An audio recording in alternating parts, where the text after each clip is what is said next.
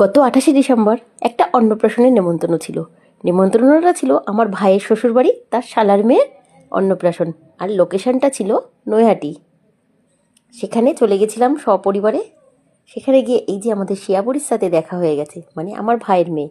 আর এখানে আমার ভাইয়ের বউ দাঁড়িয়ে আছে, আর আমার বোন, দিদি, আমরা প্রায় রিলেটিভরা সবাই ছিলাম সেখানে। আর এখানে এই জায়গাটা দেখবে একটু হাসি হচ্ছিল। এটার কারণ কি জানো?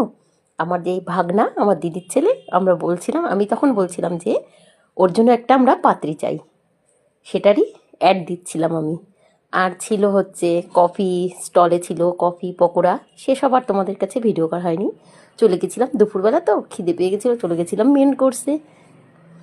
সেখানে প্রথমে দিয়ে দিয়েছিল কাঁসারের থালা, মিনারেল ওয়াটার, আর দিয়েছিল হচ্ছে দেরাদুন চালের ভাত, ঘি আর বেগুন ভাজা।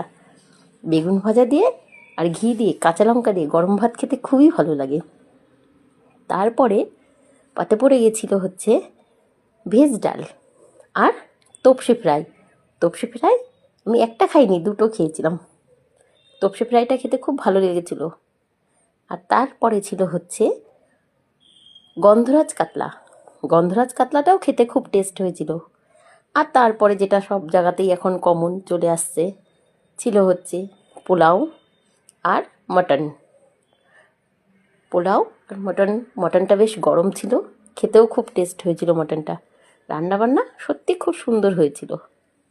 আর তারপরে ছিল হচ্ছে চাটনি, যেগুলো থেকেই যায়, চাটনি, পাঁপড় আর রসগোল্লা, সন্দেশ। আমি রসগোল্লা খাইনি, কিন্তু পাশে যে দিদি ছিল, দিদির কাছ থেকে রসগোল্লার ভিডিওটা করে নিয়েছিলাম।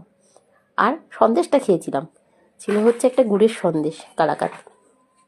খেতে খুব টেস্ট হয়েছিল, কালাকাতটা খেতে খুব ভালো লাগছিল। এটাই হচ্ছিল খাওয়া দাওয়ার ভিডিও। ভালো লাগলে একটা লাইক, কমেন্ট, আর সবাই ভালো থেকো, সুস্থ থেকো।